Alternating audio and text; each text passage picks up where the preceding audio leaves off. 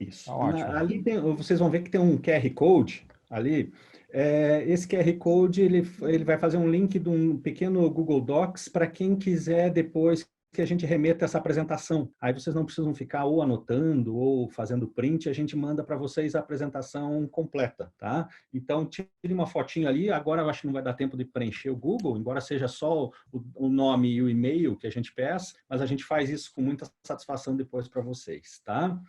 Então, essa apresentação ela vai falar um pouquinho para vocês do Projeto Vitor. É um projeto que a gente tem a satisfação de dizer que é uma integração da Universidade de Brasília com o Supremo Tribunal Federal. Então, o Vitor ele é 100% desenvolvido pela Universidade de Brasília, por uma universidade pública, prestando um serviço a um ente também igualmente público. Isso é muito importante quando está tão em voga a discussão sobre a relevância das instituições, não é? E também essa apresentação, ela se integra numa série de outras atividades que aí a Escola de Formação Judiciária já vem fazendo e ainda vai fazer. Então, eu procurei restringir algumas apresentações aqui, embora a vontade e a tentação seja muito grande de falar de inteligência artificial de uma maneira mais ampla, para a gente não ter também sobreposição de informações. O Esdras falou, eu acredito que ontem, a vocês, ele deve ter contado do Mandamus. O Mandamus também é feito e coordenado aqui pela Universidade de Brasília, pelo nosso grupo de pesquisa, pelo Dr. Iá, né? Então, a gente está procurando dar uma resposta aí em termos de desenvolvimento de reflexões e de aplicações de inteligência artificial com muita força. Eu vou falar com vocês hoje sobre basicamente 5 temas. Nossa fala vai estar dividida, portanto, em 5 partes. A primeira delas é uma necessária reflexão sobre alguns conceitos que a gente tem sobre IA, e eu não quero ser repetitivo com as outras palestras que vocês tiveram, mas é importante na medida em que, como a inteligência artificial ela é multidisciplinar, a gente precisa também dizer a vocês quais os conceitos que a gente entende como adequados, porque a partir desses conceitos também serão encaminhadas as nossas respostas, por exemplo, aos mitos, e são muitos associados à IA no direito, às oportunidades, aos desafios, à estrutura, tanto de desenvolvimento de uma solução de IA, quanto depois de um uso de uma solução de IA, né? Então, a gente necessariamente vai ter que partir desse nosso significado de IA para o nosso mundo do direito. Aí depois eu vou falar com vocês um pouquinho sobre um conceito de eficiência e acurácia, um conceito de eficiência talvez um pouco diferente daquilo que normalmente a gente trabalha, muito associado a uma ideia de produção, de números quantitativos de atos, de decisões, de processos, de arquivamentos, de baixa. É uma ideia de eficiência substancial que ela está associada a uma precisão, a um desempenho, a uma velocidade, sim, mas também a concretização de direitos fundamentais para todos. Terceira parte vai ser sobre uma estruturação ética. Então, como que são os nossos referenciais éticos dentro de um desenvolvimento de inovação? O Vitor, ele é um projeto de inovação, ele tem essa característica, então como que nós fizemos os nossos referenciais? A quarta parte seria o destaque e importância do projeto Vitor, tanto como estímulo ao desenvolvimento de IA no judiciário nacional, quanto também o nosso posicionamento estratégico internacional. Eu vou contar para vocês alguns fatos do projeto, e isso vai dar para perceber muito fortemente que nós temos grandes dificuldades a enfrentar aqui na prestação e na administração da justiça. Isso todos vocês são especialistas em perceber, em fundamentar. Mas essa nossa situação, que é muito difícil, ela nos permite, pelo menos sob o aspecto da inteligência artificial, uma oportunidade de destaque e diferenciação. A gente, como tem muitos processos, a gente acaba tendo muitos dados e acaba possibilitando a verificação de muitos padrões. E isso, para o desenvolvimento de IA, é um prato cheio. E, por fim, como entender, assim, do pioneirismo que o Projeto Vitor lançou, oportunidades em um ambiente de inovação. A gente tem uma série de outros desafios. Eu vou mostrar para vocês que o Vitor ele é impactante, mas ele se restringe a uma aplicação, e isso é uma característica da IA. A IA ela é específica para aplicações, então a gente percebe que há na verdade, um potencial de identificação de uma série de novos desafios que podem ser muito bem auxiliados pelo desenvolvimento de IA. Então, essa seria a nossa conversa de hoje, que eu vou fazer de tudo para a gente não extrapolar ali os 50 minutos regulamentares, né? Eu vou compartilhar agora, vou encerrar esse compartilhamento, porque nós vamos fazer uma pequena enquete com vocês. A primeira coisa que nós vamos fazer é o seguinte: com aquela mesma câmera do celular, eu pediria que vocês apontassem para esse QR Code e abrissem o aplicativo. Vou deixar ele maior para aqueles que estão com dificuldade. Vamos começar aqui. Por favor, respondam essa primeira pergunta. Não se preocupem com o tempo. Isso é só para um desafio, mas o quanto mais intuitivo for para nós, melhor. Quando você ouve falar de inteligência artificial aplicada às profissões, inclusive jurídicas, qual é a sensação mais forte? Dúvida, dúvida. Muito bem. Ainda bem que a diferença está pequenininha ali e a rejeição também, né? Esse palestrante fica muito satisfeito, né? Muito bem. Vamos para a próxima. São só 4, tá, gente? Eu não vou cansá-los muito. Se uma inteligência artificial pudesse ser criada para auxiliar seu dia a dia no trabalho, concretamente, no que ela poderia ajudar? Coloque uma ou duas palavras, muito rapidinho, muito rapidinho. Depois o tratamento disso a gente verifica o sentido. Uma ou duas palavras. Por exemplo, o fluxo de integração de sistemas. Ótimo. Rapidez. Minutas padrão. Muito bom. Agilidade.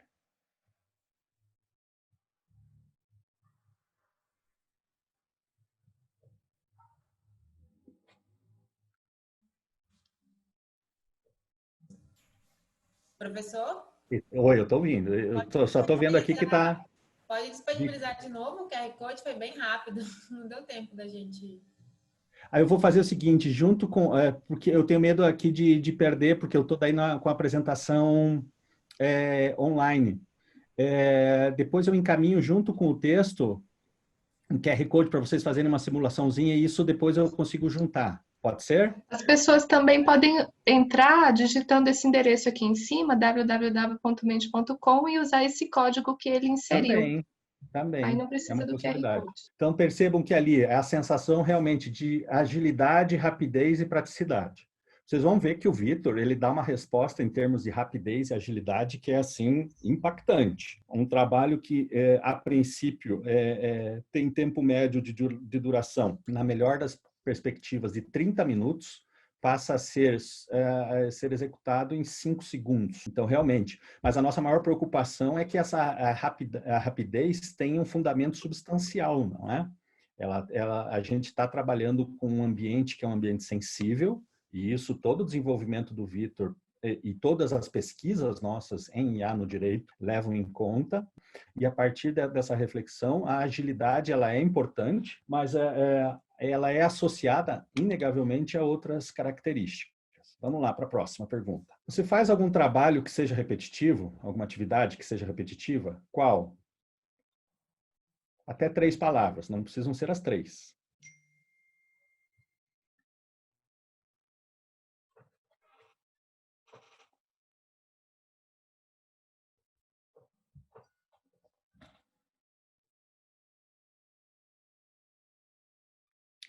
Expedição, minutas, expedição.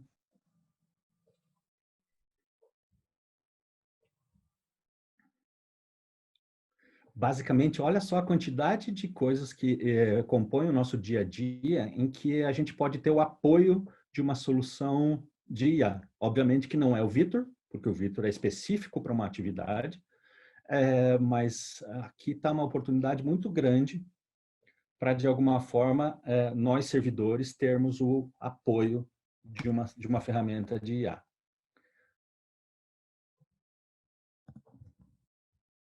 Agora só um resultadozinho. Isso, obviamente, que não tem nenhum sentido mais concreto, né? É só sob o ponto de vista da agilidade que vocês responderam, que para nós é bom, porque é a primeira impressão que vem.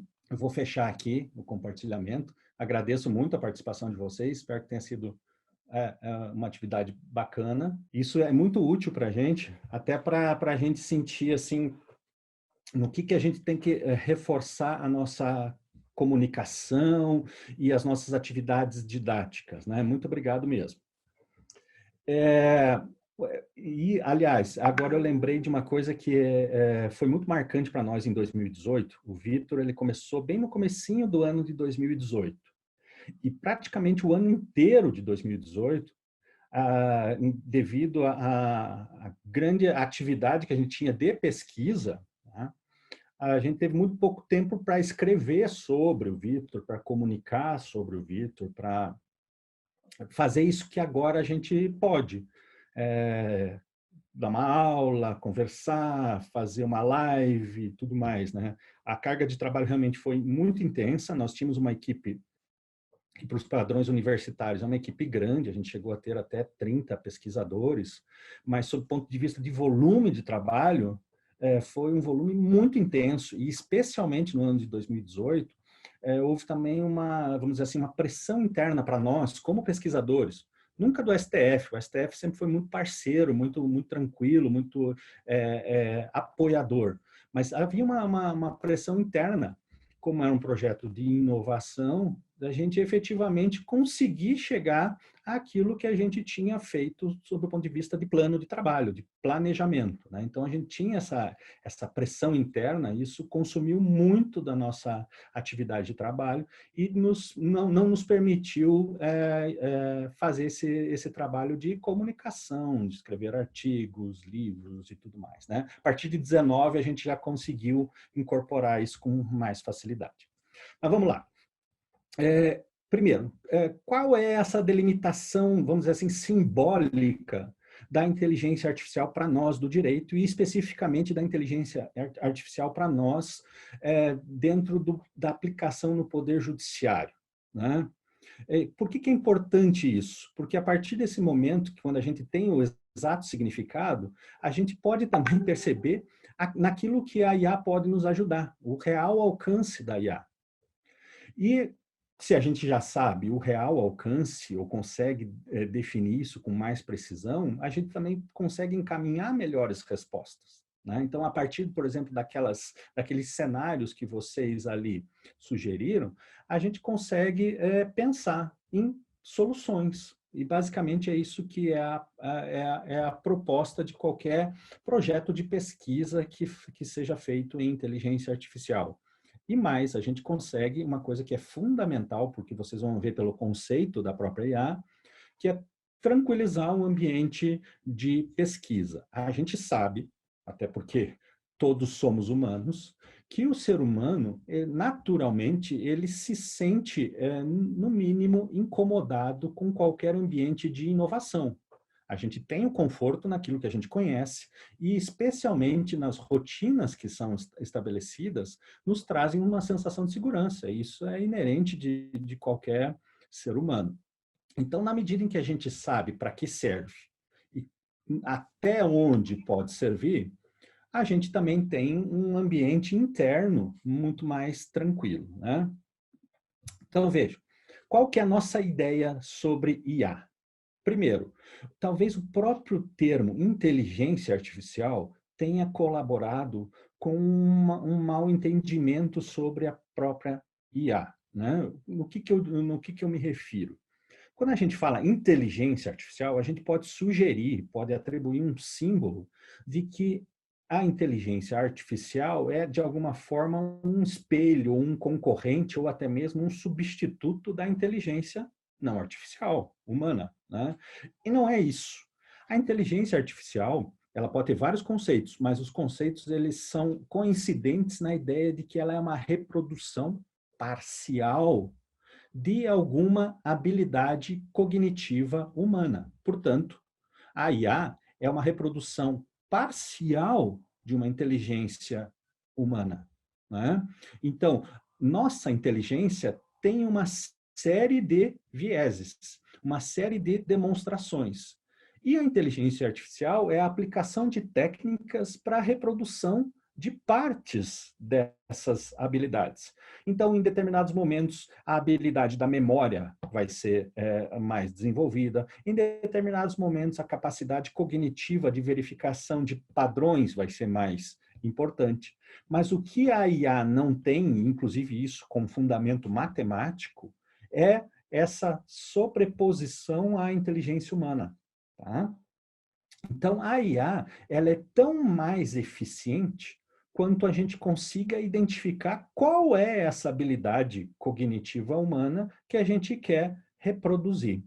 Né? Eu vou traduzir isso em exemplos, porque daí fica muito mais fácil. Certamente todos que estão nessa sala, e porque têm interesse em IA, já devem ter ouvido falar daquele famoso programa, aquele software de inteligência artificial que foi desenvolvido para disputar o xadrez chinês, né? O Go, o jogo Go. O xadrez chinês, que é tido como um jogo ainda mais complexo que o xadrez nosso ocidental, aqueles que são mais usuais por aqui. Né? Então, o xadrez chinês é um xadrez tido como mais ainda sofisticado em termos de possibilidades de jogadas, perdão. Foi desenvolvido, então, uma inteligência artificial treinada para isso, e ela, em pouco tempo, ganhou nas regras do xadrez chinês do maior campeão do tal joguinho, do tal jogo. Né? E isso gera para nós um impacto fundamental. A gente pensa, nossa, a dificuldade que nós humanos teríamos em aprender todas essas regras do xadrez chinês e ainda executá-la de modo a superar ou igualar um campeão que faz isso pela vida toda. Né? A máquina fez isso de forma muito rápida, muito tranquila. Né? Que assustador. Mas é porque esta IA foi desenvolvida para este problema específico e, portanto, para isso ela teve um bom desempenho. Agora, se nós pegássemos o mesmo software de IA do AlphaGo, né, e solicitássemos que ele fizesse algum desempenho em termos de acompanhamento e identificação de sinais vitais de uma pessoa idosa, seria absolutamente imprestável, porque ele não foi desenvolvido para este tipo de necessidade. Né? Então, isso é muito importante. A IA, ela existe para problemas específicos. E dentro da nossa realidade, dentro da realidade da administração da justiça como um todo, do poder judiciário, a gente tem uma série de problemas específicos em que a gente pode pedir o auxílio da IA. Né? Depois, mais para frente, a gente vai falar de algumas possibilidades. Mas o que é mais importante é que, de partida, do ponto de vista conceitual, a gente tem um ambiente em que há muitos dados, porque, inegavelmente, há muito processo no Brasil. Né? Nós podemos identificar dentro desses processos coisas similares, portanto, padrões, e com esse ambiente de muitos dados, muitos padrões, com a capacidade de processamento que hoje nós temos, a gente pode estabelecer predição de cenários. E isso é, na verdade, a aplicação da inteligência artificial. Então, especificamente, a partir desse conceito, a gente trabalha com duas grandes aplicações da IA para nós, do direito, e especialmente do Poder Judiciário. O apoio a algum tipo de tomada de decisão, e aqui eu não estou falando de decisão em estrito senso, eu estou falando de tomada de decisão humana. O apoio a algum tipo de decisão, e um outro, uma otimização de fluxos de gestão. Vocês sabem muito bem como funciona o caminho procedimental dos processos pelo tribunal. Esse fluxo tem uma série de etapas. Nessas etapas pode haver algum tipo de gargalo. Nesses gargalos, a inteligência artificial pode atuar, não estou dizendo que sempre vá, mas ela pode atuar como um auxílio para a otimização desses fluxos. Para vocês terem uma ideia, o Vitor mora nessa segunda classificação. Ele é um otimizador de fluxos de gestão processual, certo? Esses dois conceitos, eles foram formados para nós depois de 2018. Então, quando a gente projetou o Vitor, embora a gente intuísse que a gente ia trabalhar com um otimizador de fluxo, isso ainda não estava muito claro e ainda não havia sequer sido disciplinado. Né? Mas, felizmente, a disciplina que veio, ela veio para corroborar aquilo que nós tínhamos projetado na pesquisa lá em 18.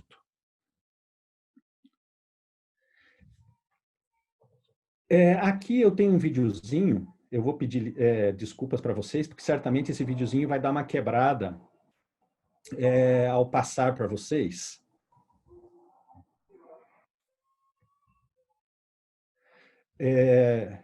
Vamos lá.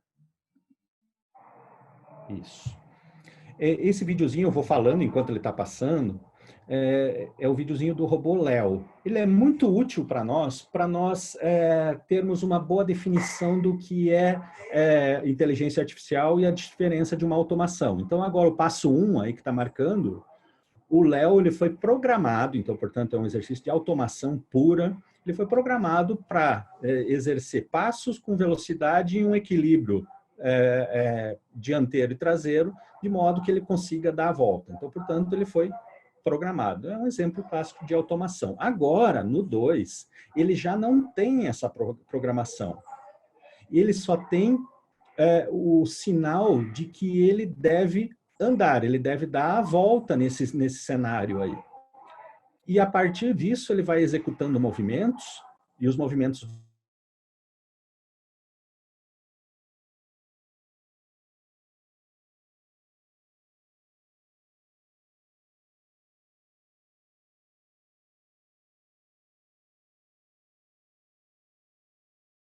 formas de insucesso e vai lá chegando àquilo que a gente quer, que é o êxito do aprendizado, né? O Léo, ele tem alguma dificuldade, ele vai exercendo ali ações, errando, não conseguindo atingir o seu objetivo. Depois de 1 hora, o Léo já conseguiu dar meia volta no cenário, né? Mas ele ainda continua com alguns erros, então ele vai eliminando isso. Isso é um exemplo clássico de aprendizagem por reforço, em que ele vai tendo um insucesso em direção ao sucesso, que é o prêmio dele, né? O êxito dele. Então, ó, percebam que ele já está conseguindo andar um pouquinho melhor. Ainda tem as suas quedinhas, mas segue firme. E daqui a pouquinho, aproximadamente 4 horas de tentativas, erros e aprendizados, ele consegue finalmente andar. Então, portanto, 4 horas depois, a máquina aprendeu o que tinha que fazer, aquilo que era certo, aquilo que foi dado como referencial para ele do que era certo. Percebam que um aprendizado muito mais rápido, inclusive, que o aprendizado humano. O bebezinho ele demora ali cerca de 10 meses, 11 meses, 1 ano, para fazer essa ação, né? Porque ele não comete aqui, a máquina não comete aqui nenhuma reincidência de erro. Muito bem, então a gente já sabe bem certinho nosso conceito. Agora, então, a gente vai ver aquilo que a gente busca efetivamente, ou pelo menos aquilo que a gente buscou com o Projeto Vitor, que é um padrão de eficiência com acurácia para o cumprimento e para o atingimento, especialmente, dos objetivos de lá da repercussão geral. Isso nos permitiu dar algumas referências, alguns parâmetros, e eu vou contar para vocês também aqui as etapas que a gente fez do Vitor. Então, vamos lá contar um pouquinho mais para vocês do Vitor. O Vitor é um projeto que começou na virada do ano, então início de 2018, e basicamente o Vitor busca atuar na Secretaria Judiciária, que é ligada à presidência do STF. A Secretaria Judiciária, que tem em torno de 100 servidores, ela tem um dos seus papéis é fazer a chamada classificação de temas de repercussão geral. Então, uma vez que o Supremo, pelos seus ministros, identifica um tema de repercussão geral, quando chega um novo processo lá, esse fluxo da dinâmica processual passa pela Secretaria Judiciária, a Secretaria Judiciária faz lá o reconhecimento, se esse processo novo que chegou está ou não está enquadrado em algum dos temas de repercussão geral. Quando a gente começou a fazer o Vitor, havia mais de 600 temas já de repercussão reconhecidos. Hoje já são mais de 1000 temas de repercussão geral, né? Então, com isso, esse era o nosso cenário. Como que a gente iria projetar o Vitor tendo essa dificuldade e percebendo que essa dificuldade na Secretaria Judiciária comprometia cerca de 1/3 dos recursos humanos disponíveis para a Secretaria. Então, muita gente envolvida nesse processo de chegada do processo eletrônico, de identificação desse conteúdo eletrônico, de leitura desse conteúdo eletrônico e de classificação e repercussão geral. Isso também era agravado, de alguma forma, e continua sendo agravado, pela chegada no STF de conteúdo eletrônico proveniente de diversas plataformas de processo eletrônico. Então, o STF ele recebe processos eletrônicos vindos dos tribunais estaduais, dos 26 mais um, né?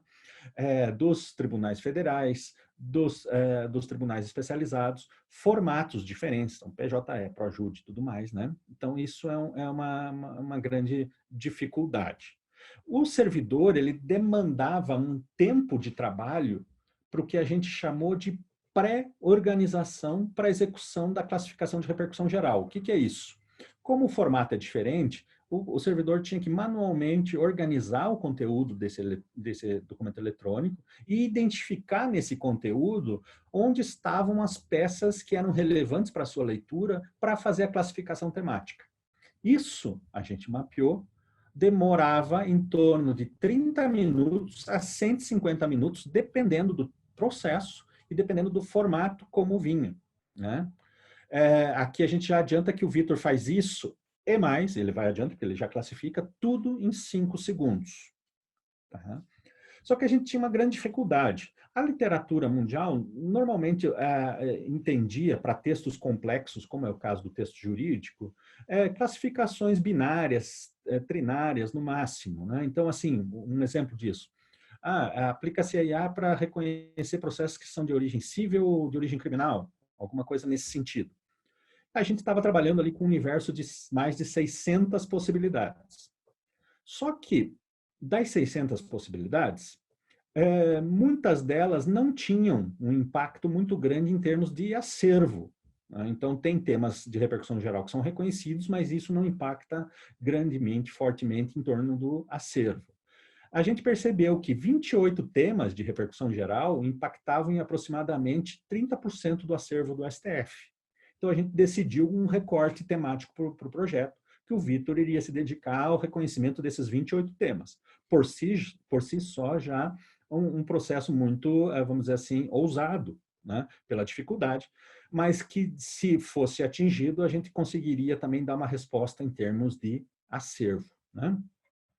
A gente também fez um mapeamento em termos de retrabalho e revisão que a classificação humana estava sujeita. E ao final, depois, na entrega do Vitor, a gente percebeu que a acurácia, ou seja, o índice de precisão combinado do Vitor é cerca de 20% superior ao desempenho humano, né?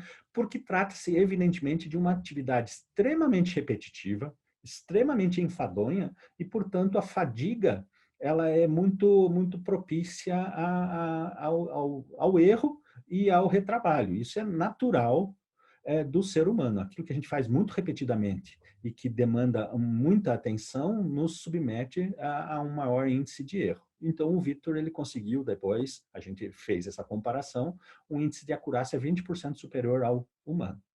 E sempre, isso desde o primeiro dia, desde a primeira reunião que nós tivemos com toda a equipe, e ficou muito claro lá com a Secretaria Judiciária, e sempre o NB buscaria soluções para melhorar o trabalho em termos de conforto para os servidores, em termos de ânimo, porque também muita doença laboral está associada a esse trabalho enfadonho, repetitivo, né? Vocês imaginem, bom, alguns já vivenciam assim, o uso excessivo de mouse e tudo mais, a quantidade de doenças associadas a isso, né?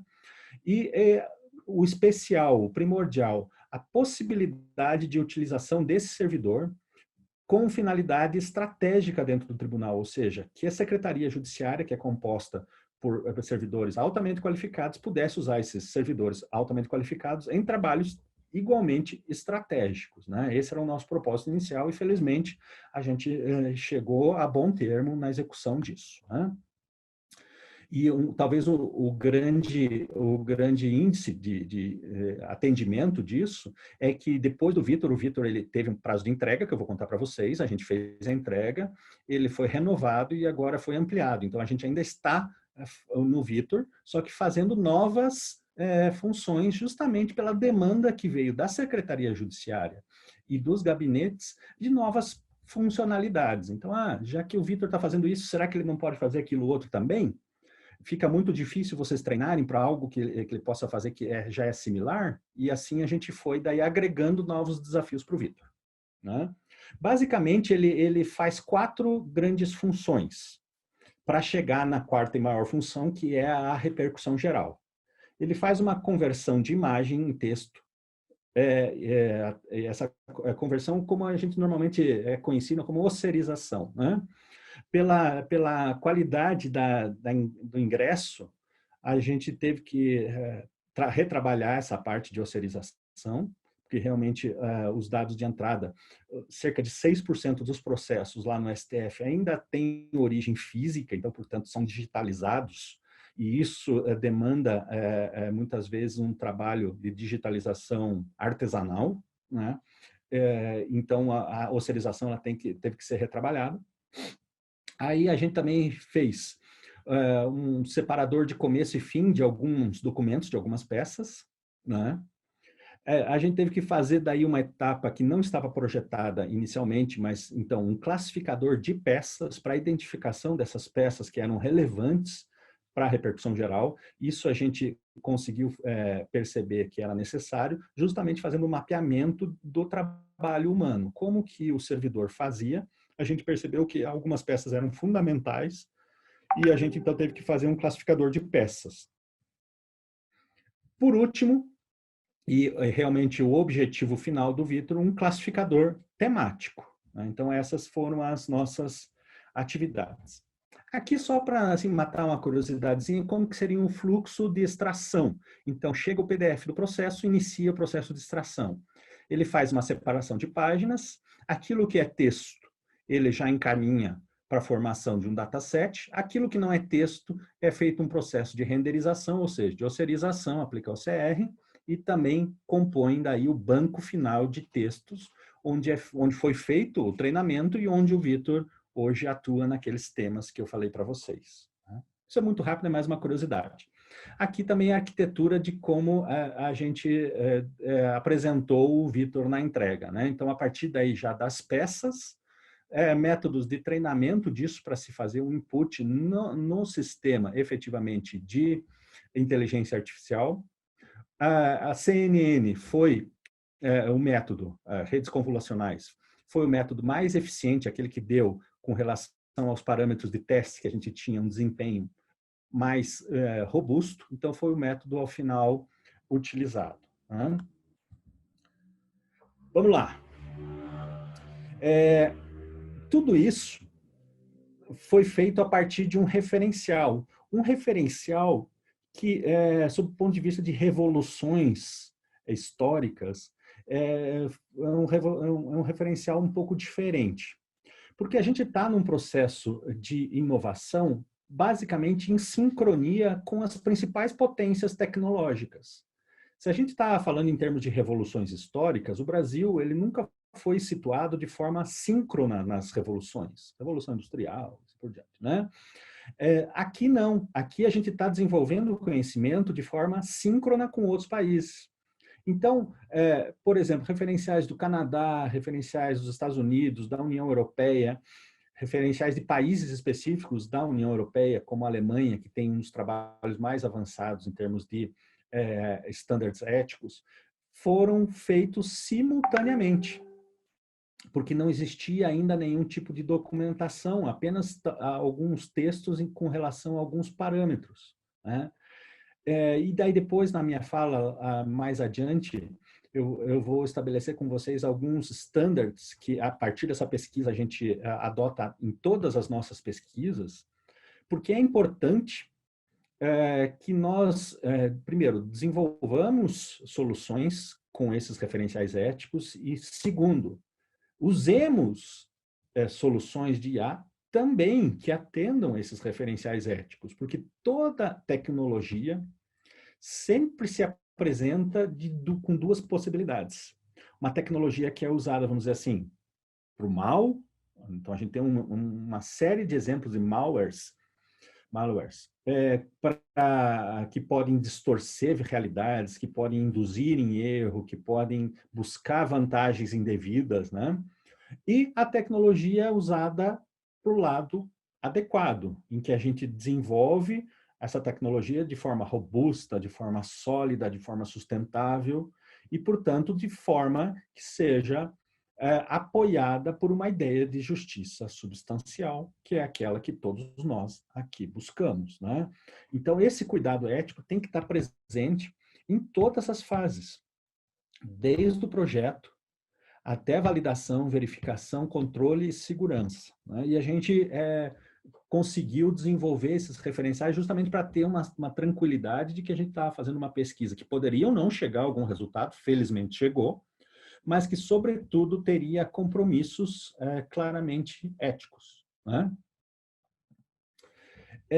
Então, vejam, aqui eu fiz um agrupamento basicamente de 5 grandes serventias da IA, né?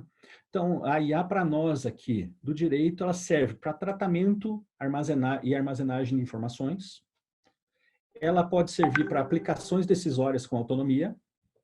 Ela pode servir para ferramentas de classificação e clusterização. É aqui que o Vitor se insere. Ela pode existir... Ué?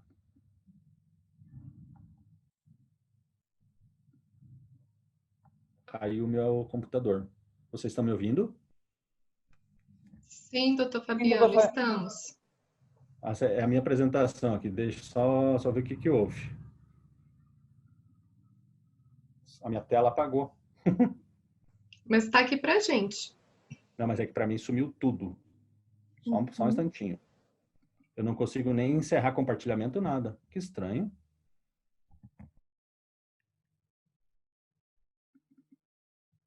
Caramba.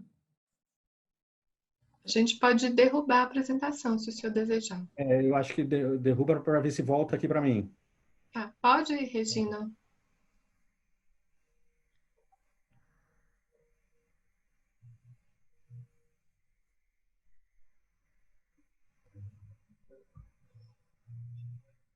Regina ou Rita, quem Sim, puder. Estou tentando aqui, Luana. Mas ele também não está me atendendo. Tem algum problema, alguma intermitência aqui no sistema.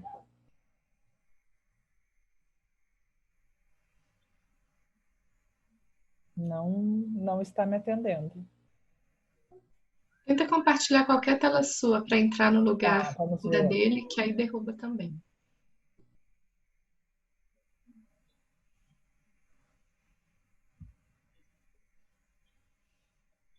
Ó, eu compartilhei uma tela branca e voltou para do Dr. Fabiano. E agora a imagem do Dr. Fabiano saiu. De repente seria interessante que ele saísse e voltasse. Deve ser alguma intermitência na rede lá com ele.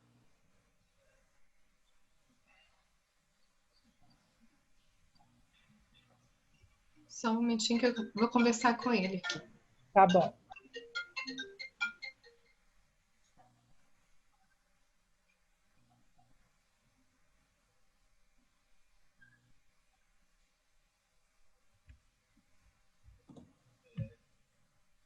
A gente pede desculpa a todos em nome da escola, mas às vezes essas coisas acontecem.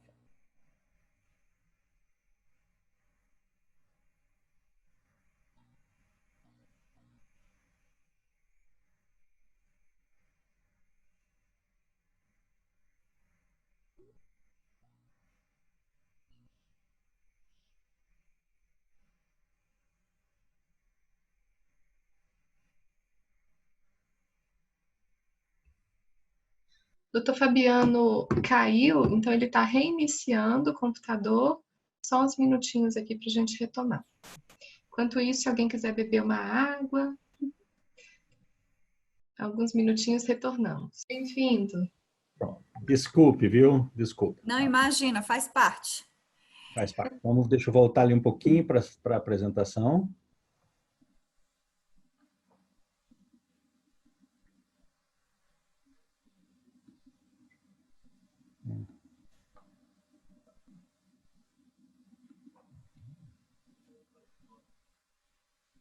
Eu vou só interromper o compartilhamento porque teve algum problema ali na...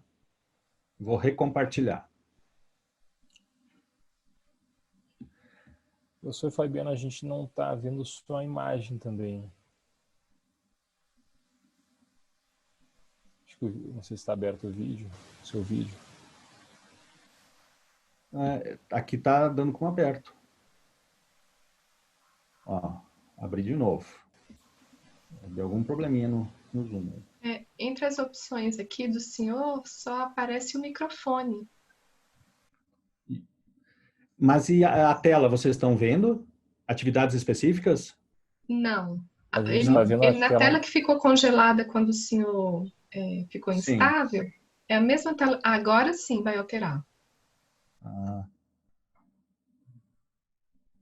É para estar atividades específicas.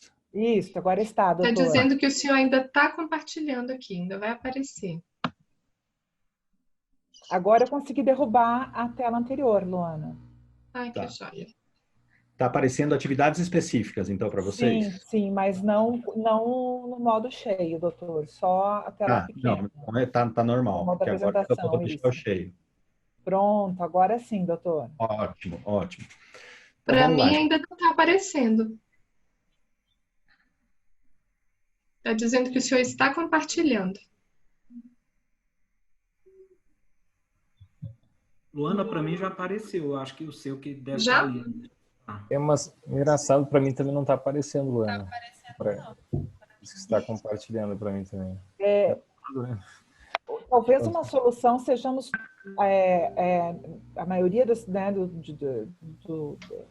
pessoas que estão aqui conectadas tirar o vídeo, né? Quanto menor a troca de dados, mais eficiente fica. Mais Então, eficiente. quem deixar só o doutor Fabiano, eu fico aqui com o vídeo para a gente poder se comunicar. Se todos puderem fechar o vídeo, fechar o áudio, Luana fica aqui, se quiser, né? Ou se não, ficamos Regina, eu e o doutor. Tá bom? Por favor, que aí fica mais eficiente, fica menos troca de dados.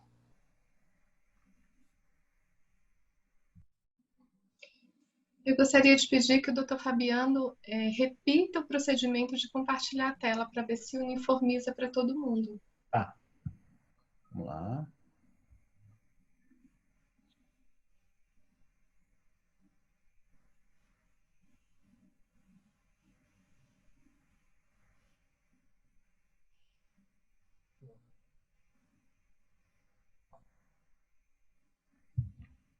Compartilhei novamente. Está ok, doutor? Estou vendo. Luana, tudo bem para você agora? Não, não está ainda, mas vou aguardar aqui para ver se volta. Tá. Para mim, Só está uma tela preta. Está uma tela Posso fazer uma preta. pergunta? Quantos co-hosts tem? Ou só está com um? Só um. Esse é o padrão que a gente usa em todas as ações. É, Um host e um co-host. E o Habilita doutor outras Fabiano? pessoas da tua equipe como co-host para poder elas ajudarem com a internet dela. Eu acho que a internet dos hosts só está a Regina e o Fabiano como host, como Como co-host. co-host e eu como host. Isso, coloca em outras pessoas que pode ser a internet do lugar onde vocês estão, assim, coloca mais uma pessoa que seja num ponto bem distante, bem diferente do de vocês. Como co-host da equipe de vocês, sei lá.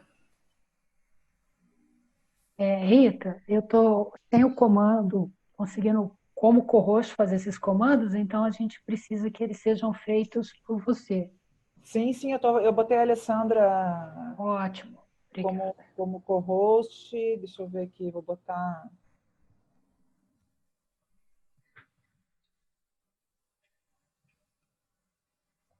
Vou botar a Ellen, vou botar a May Kelly, vou botar os nossos colegas da escola.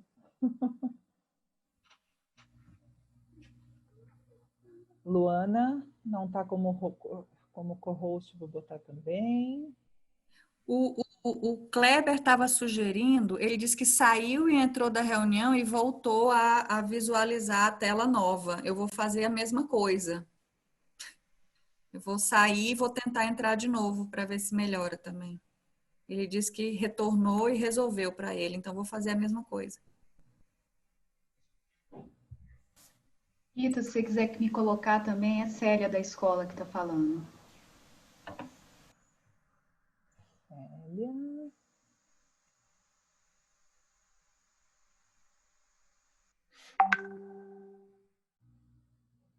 Célia, você está como Célia? Você coloca aqui, até aqui você.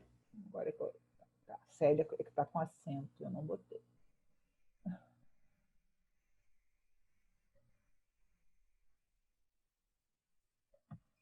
Realmente, eu saí e voltei e agora eu consigo.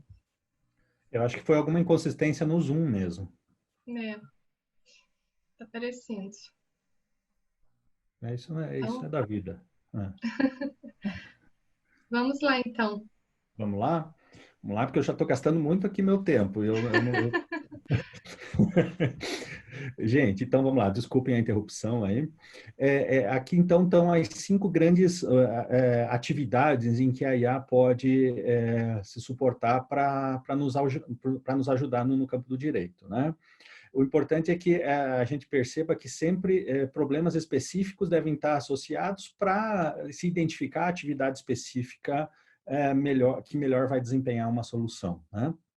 A gente também sempre esteve muito atento com relação aos riscos, alguns deles certamente vocês já ouviram falar, e também, além de estar atento, também é importante que a gente faça uma leitura muito reflexiva desses riscos, porque, na verdade, muitos deles estão associados aos próprios riscos de qualquer atividade humana, né? Então, veja, nenhum mecanismo de tecnologia pode fomentar a redução de direitos fundamentais, né? Isso estava no nosso pressuposto.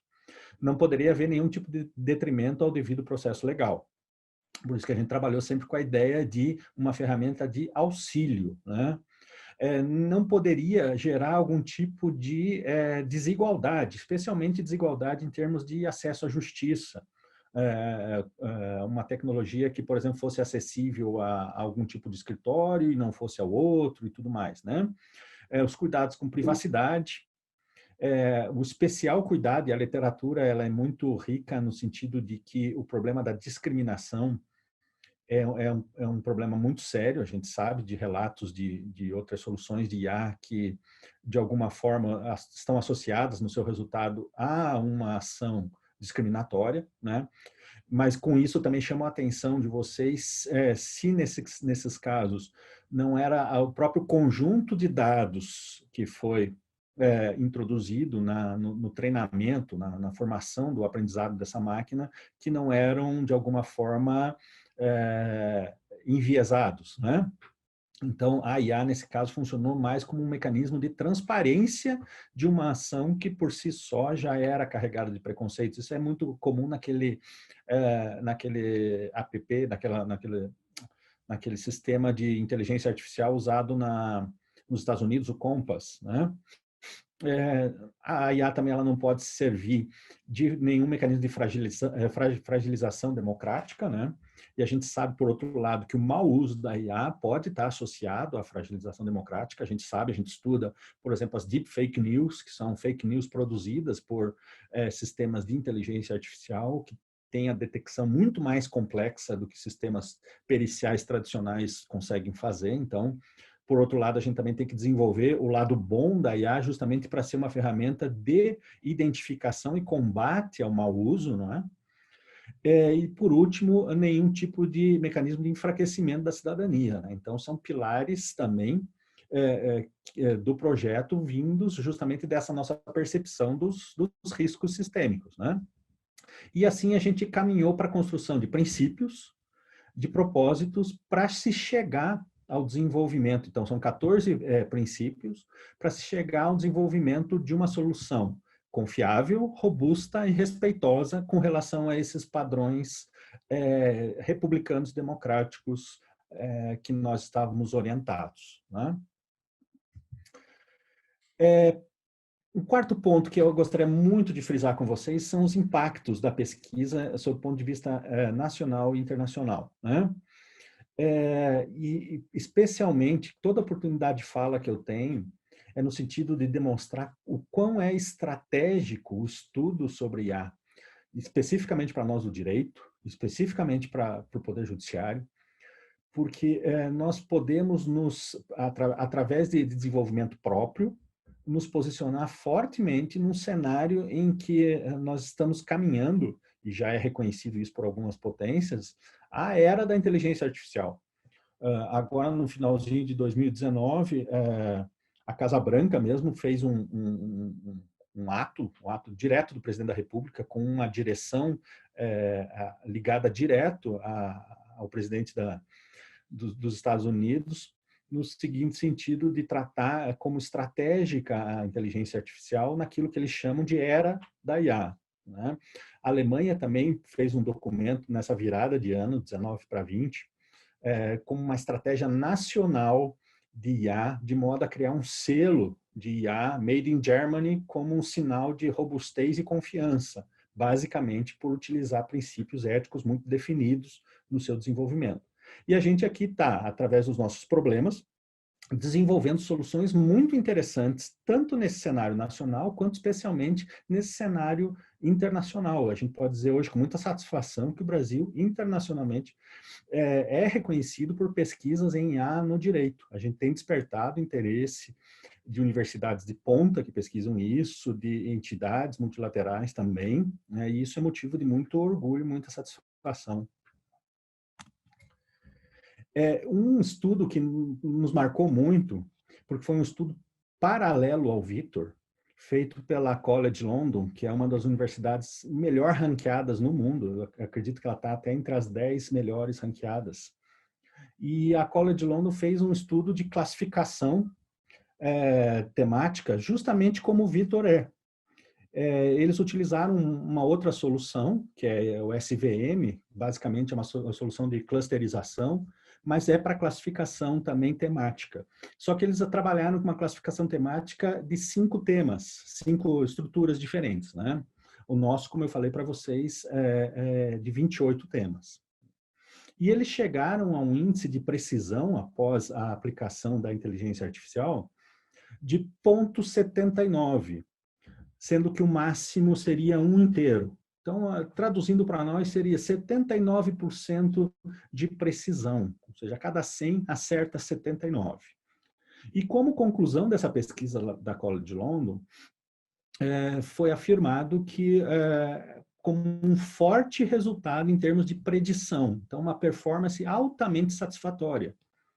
E esse resultado que foi comunicado ali pela College London, ao mesmo tempo que nós estávamos terminando aqui a entrega do Vitor, era compatível realmente com o que a literatura internacional diz em termos de desempenho, em termos de acurácia de soluções de inteligência artificial para a classificação de temas complexos, como são os textos jurídicos, né? Então, toda a literatura diz que em torno de 0,80, 0,85, ou seja, 80%, 85% de acertos são acertos altamente satisfatórios.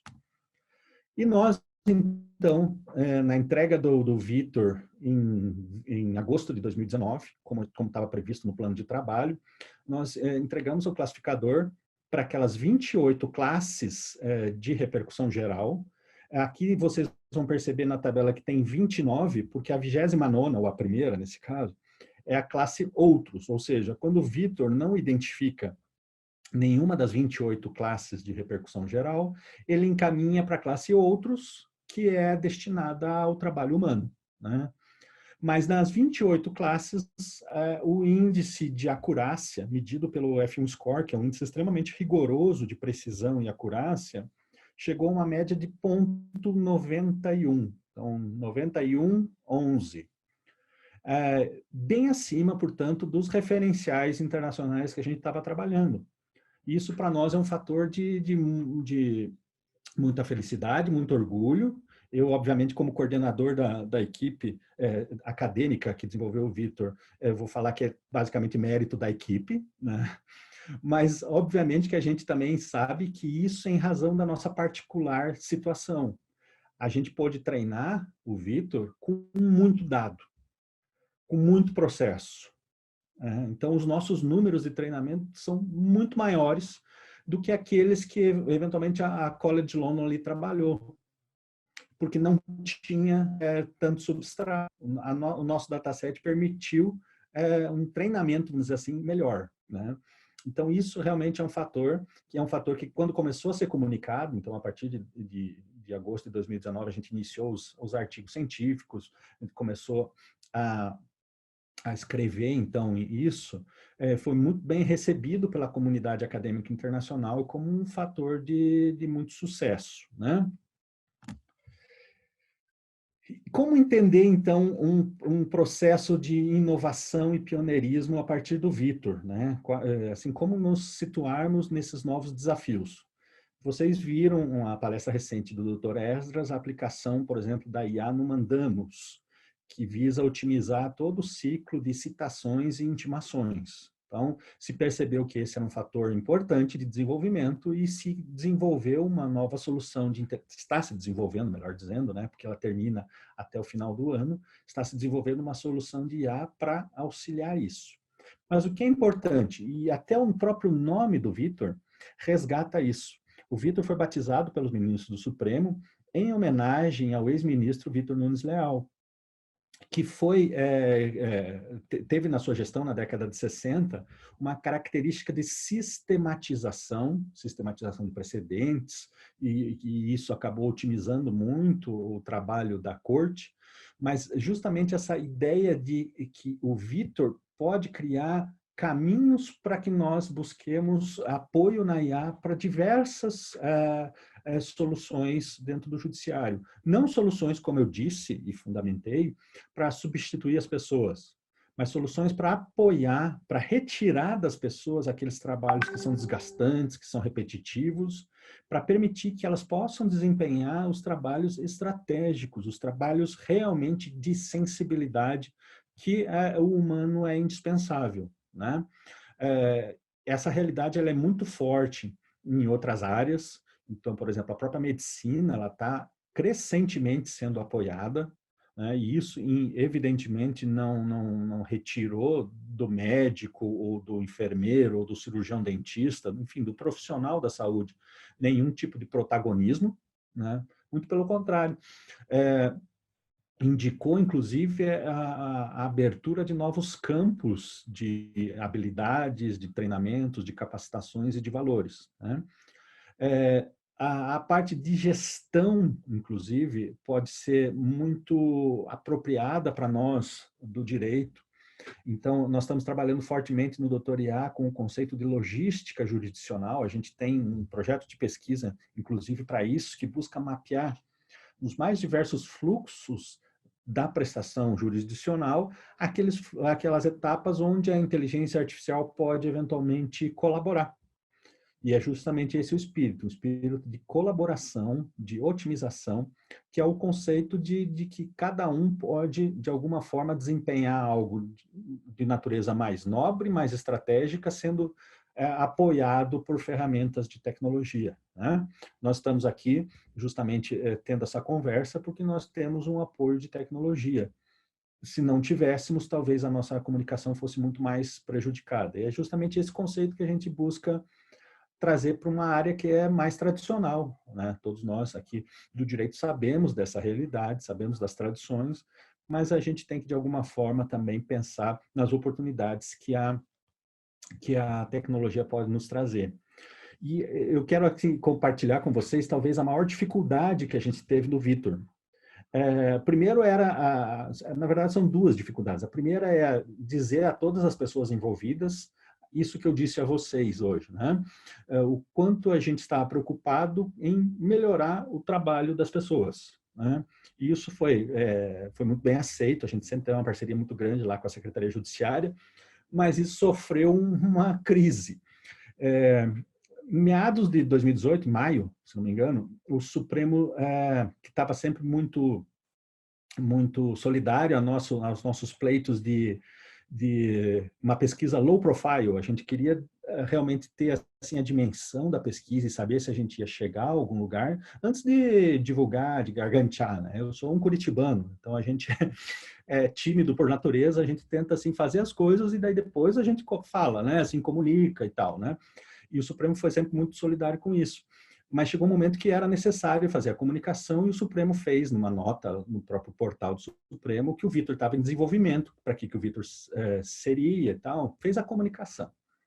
E eu me lembro que no final de semana seguinte a essa comunicação do Supremo, saiu uma matéria no Estadão, basicamente com a seguinte chamada: Vitor, O 12º ministro do Supremo vem aí. Vocês já imaginam o cenário de impacto disso, né? Primeiro, dando a ideia de que a inteligência artificial criaria um novo ministro do STF, né? E uma realidade absolutamente insustentável. E segundo, introjetava nas pessoas o caráter de substituição dos homens, das pessoas, né? E aí a gente passou assim uma série de momentos lá que a gente teve que interromper a pesquisa para explicar de novo para as pessoas, primeiro para os gabinetes, que ninguém ia, não, primeiro que não era um novo ministro do Supremo, que ele não ia ter competência jurisdicional, que ele não ia fazer julgamento, que não ia substituir ninguém, né? Então teve todo um retrabalho. Então para vocês verem como é importante também assim a comunicação adequada, né? Porque isso pode ser um fator crítico no projeto. E a segunda, e essa é uma dificuldade, até uma doce dificuldade, é que a nossa equipe era uma equipe reduzida, a gente teve uma grande dificuldade inicial de capacitar as pessoas, de treinar as pessoas, né? Mas ao longo do tempo, o mercado mesmo ia oferecendo para essas pessoas oportunidades, né? Então, os alunos vinham lá, professor, olha, eu tenho essa oportunidade aqui, eu vou ganhar mais do que a bolsa de pesquisa e tal, eu tenho que assumir e tal, minha carreira, posso ir e tal. Lógico, né? A universidade está aí para isso, né? Então, assim, o mercado ele está muito receptivo com pessoas que tenham conhecimentos e habilidades na tecnologia, em especial na inteligência artificial. Isso é bom, porque demonstra também que a gente está aí com um mercado crescente para novas soluções, para novas pesquisas, para novos produtos, e isso para, vamos dizer assim, para toda a carreira jurídica, né, para a carreira jurídica como um todo, é um bom sinal, né? A gente trabalha hoje em dia com um mercado de trabalho para aquele que se forma nas faculdades de direito muito competitivo e tudo mais, então isso não deixa de ser também um bom sinal. Já caminhando para o fim, então eu apresento aqui para vocês a nossa realidade, que vocês bem sabem. A gente tem muito processo, a gente tem poucos servidores, poucos magistrados para esse volume de processo. A gente ainda trabalha hoje com um tempo médio de processo muito alto, muito difícil, né? A sociedade ela vê isso de forma muito crítica. E, de alguma forma, a gente pode, na inteligência artificial, achar alguns parceiros para enfrentar essas dificuldades. Aqui são algumas das nossas atividades no Doutor IA, no grupo de pesquisa. Eu falei para vocês hoje do Vitor, que está aqui inserido dentro do processo judicial. O Mandamos, que o Esdras contou para vocês, também está aqui dentro do processo judicial. Mas a gente tem aplicações de IA no direito eleitoral para combater as deepfake news, no direito administrativo para otimizar licitações, na execução fiscal, que também sobrecarrega muito o sistema judiciário, né, brasileiro. A gente sabe disso, que um grande percentual do nosso acervo é em execução fiscal e a IA pode ajudar muito nisso. No sistema financeiro e bancário também, então a gente tem grandes demandantes que sobrecarregam o judiciário, que a IA pode, de alguma forma, encaminhar soluções melhores. A gente tem o projeto lá de cima da logística jurisdicional, a gente tem o nosso projeto em andamento do Confia, que é uma certificação ética para os sistemas de IA, então a gente faz todos os testes para assegurar que o uso daquele sistema de IA é compatível com estándares éticos. A gente está agora também desenvolvendo, nesse período especial de pandemia, projetos de IA em combinação com a saúde pública. Um deles é o direito achado na mão, um direito na palma da mão, e o outro é um gadget também de monitoramento de sinais de saúde que a gente está fazendo em parceria com a medicina. São ferramentas que eventualmente são até simples e baratas, mas que podem dar um resultado muito grande em termos de saúde pública num momento tão sério de pandemia assim, né? Então tem muita coisa.